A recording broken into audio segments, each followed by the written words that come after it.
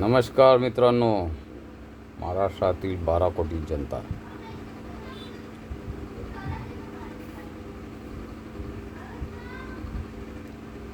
नागरिक एकता परमकिसान नागरिक एकता मंच मी म्हणतोय की आपण जी आर वाचला असेल अहिल्याबाई होळकर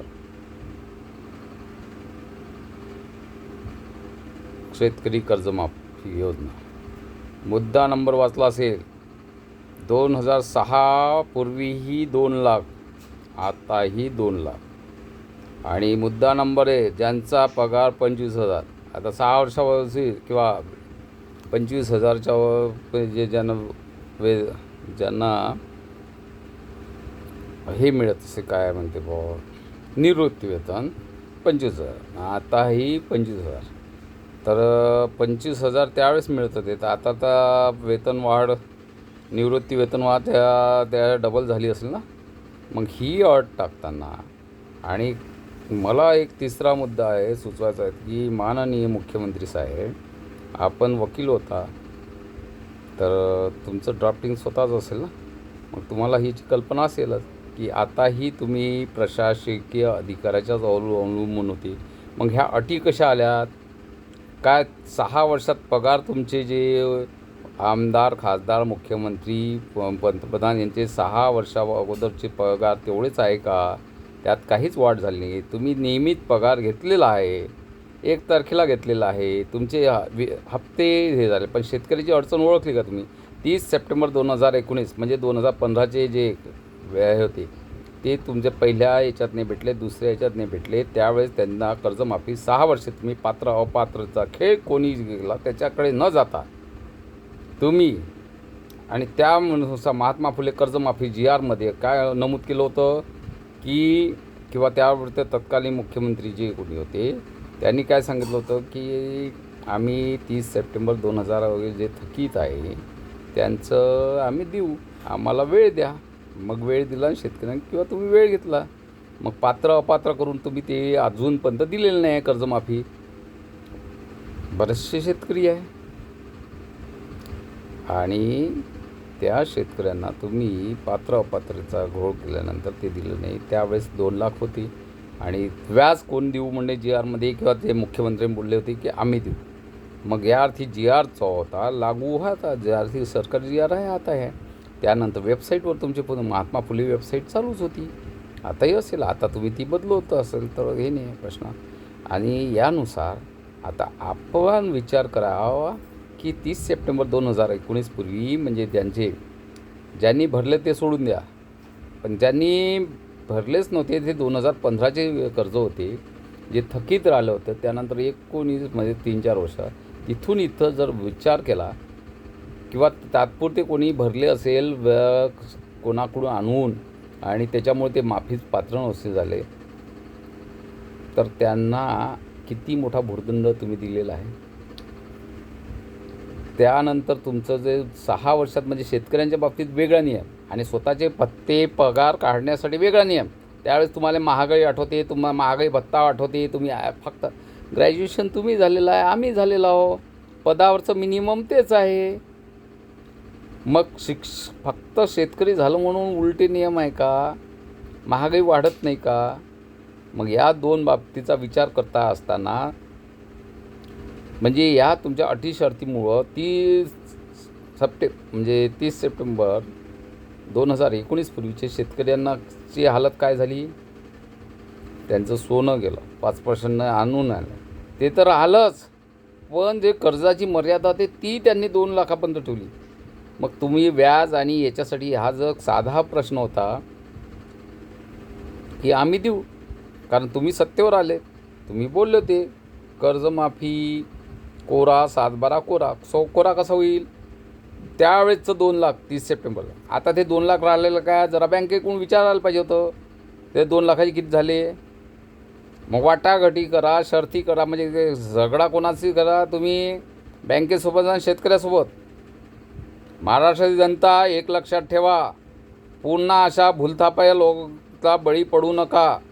एकत्र निर्णय घ्या, एकत्र व्हा, मतदान एकत्र करा, आणि आताही 2-4 दिवसात सद्बुद्धी मिळाली नाही.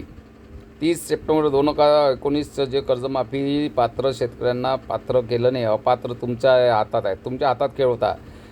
बँक जो औरंगाबाद हायकोर्टाने बेंचनी जो निर्णय दिला, मुंबई हायकोर्ट औरंगाबाद, त्याच्यानंतर तुम्ही कर्ज परत करायला लावलं होतं, म्हणजे व्याज परत करायला लावलं होतं. पण त्याच्यानंतर अपात्रता खेळ सुरू झाला आणि अपात्रतेच्या खेळामुळे तुम्ही कर्जमाफी गेली. मग तुमची वेबसाईट चालायला नाही लागली. म्हणजे कशी वेबसाईट चालत नाही तुमची? तुमचा डाटा कुठं जाते? तुमचं बँकेचे आता खाते तर बरोबर चालून राहिलेलं आहे. त्या खात्यावर व्याजही नियमित होते, त्याच्यावर व्याजावर व्याज. RBI जसं आमच्यासारख्या HDFCचं हे आहे, मग त्याच्यावर सगळे आहे. तिथून तर प्रत्येक दिवसाला मेसेज, फोन कितीतरी अनंत झाले आहे. आता आम्ही काय करावं? मुलाला शिकवा नाही. बँकेत गेलं, स्टेट बँकेत, तर तिथं सांगतात की तुमचं सिबिल नाही आहे, मुलाला भेटणार नाही, तुमची केस वापस जाईल. सिबिल कोणं काढलं? मग अरे सिबिल गेलं. त्याच्यानंतर आम्ही समजा बजाजचं घेतलं असेल, बजाजचं हे आहे, म्हणजे आमचं किती हे झालं, किंवा मग प्रायव्हेट घेतलं तर त्याला महिन्याचं व्याज द्यायला लागेल, त्या व्याजावर व्याज. आमचं सोनं गेलं. 2006चा आपला तो नियम नाही होत काय की त्यावेळेस सोन्याचा भाव काय होता म्हणून? 2019चा. म्हणजे आम्ही ते बँकेत ठेवलं होतं, पण आम्हाला ते बँकेचं होतं, पण बँकेचं ठेवल्यासाठी आम्हाला कसं तरी ते मोडा लागलं. चालन कसं? व्याज कोण भरणार आहे? त्यानंतर भाववाढ किती केली तुम्ही? तुमचे पगार वाढ आले. तुरीचे भाव काय होते? 2004ला 30 रुपये असेल ना, आता 60 रुपये. म्हणजे तुमचा सोन्याचा भाव 30 पट, 1.5 लाखाच्या वर. आणि तुमच्या शेतीमालाचे भाव किती? फक्त डबल. 3 वर्षापासून तुम्ही आयात करू भरले डॉलर्स. त्यावेळेस नव्हते वाटत काय? चांगलं वाटत होतं का डॉलर्स? त्यावेळेस नव्हतं विचाराल का ऑस्ट्रेलियातून कापूस बोलायच्या, गाठी बोलायच्या? त्यावेळेस कांदा निर्यात बंदी करण्याची. हे तर केंद्राचाही प्रश्न आहे. सगळं जर जग झालं तर सगळ्यांना सबका साथ तर सबका विकास, सबका विश्वास कसा राहील? शेतकरी सोडला ना तुम्ही. शेतकऱ्याचा विश्वासघात केला तुम्ही. केंद्रात तुम्ही कोणी असाल आणि या असाल, तुम्ही जर या रीतीने, आणि जर शेतकऱ्यासाठी विहिरी तुम्ही 150 मीटरचा लागला, नंतर तुम्ही डार्क झोनमध्ये टाकले. सगळ्याचा हिशोब आहे. आणि तुम्ही एवढा घात केलेला आहे का सगळ्याचा हे केला तर करोड रुपये तुमच्यावर एका शेतकऱ्याचे निघन. ज्या प्रमाणात अरे शेतकऱ्याजवळ तुम्ही पैसा नाही. तुम्ही काय टाकले? नगरपालिका निवडून नाही येतात, काय नगरपालिकेत 4-4 हजार कोटी दिले. त्याचा विकास दाखवला. तुम्ही मतदान घेतलं, तुम्ही आमदार घेतले, तुमची संख्या तुम्ही बरोबर केले. तुमच्या पक्षासोबत सगळे सत्तेवर असणारे जुनेच लोक तुम्ही नवीन आणले. नव्याला काही चान्स नाही आहे. आणि जनताही देत नाही म्हणा. त्यात मी पण आलो. जनतेसाठी किती केलं तर जनता रुपये देत नाही, जनता मतही देत नाही. आणि आपले असून आपण गहाण राहतो. आणि आपल्या लेकराबाच्या तोंडाचं हे आहे. तर असं आहे परिस्थिती. 12 कोटी जनता एकत्र व्हा आणि काहीतरी एकत्र होऊन निर्णय घ्या ठोस. शेतकऱ्याचं जर वाली राहणार नाही तर उद्या काही कोणी खायला भेटणार नाही. आणि त्याच्यानंतर आता पाहा, तुम्ही अन्नधान्य ठेवा. यावर्षीचं जे सांगितलं आहे, आणि शेतकरी हा लागण तेवढंच पिकवणार आहे. आणि काही गोष्टींना तर शेतकरी आपला चुपचाप बसून राहील. जनावरं जंगली वाढलेले आहे, त्यामुळे बरेचसे शेती पडीत राहत होते. ज्या शेतीमध्ये माझ्या गावामध्ये माझ्या आजोबाच्या काळामध्ये भुईमुगाचे होते, आता 185-200 रुपये, 225 रुपये दाणे जाऊनही कोणी शेंगदाणे पेरत नाही. कारण जंगली जनावर मोकळे आहे. शेती कसं हजारो हेक्टर पडीत चाललेलं आहे. फक्त सातबाऱ्यावरच लिखाण आहे. किंवा काही रात्रीचे जागून लोक करतात, किंवा या रीतीनं करतात, कसे झटका हे ते, पण त्याच्यातही त्यांना यश मिळत नाही. त्याच्यासाठी तेल खाऊ नका म्हणा लागलं आहे. कारण आयात काय आहे त्याच्यात आकडे लपवल्या जात आहे. तेल बिया, पाम ऑइल, हे आजचापासून नाही, 10% 20% काय असेल ते आकडे तुम्ही पहा. मी आकड्यात बोलत नाही, पैशात बोलत नाही, कारण नुसतं थट्टा मस्करी केल्या जाते, ज्ञान पाजल्या जाते. मोठी टीम आहे सोशल मीडियावर, आणि तुमचे जे बोललो आहे तो पूर्ण व्हिडिओ तुम्ही पाहत नाही, आणि तुम्ही दुसऱ्याचे कट केलेले पाहतात किंवा खोट्या बातम्यासाठी पूर्ण पाहत राहतात.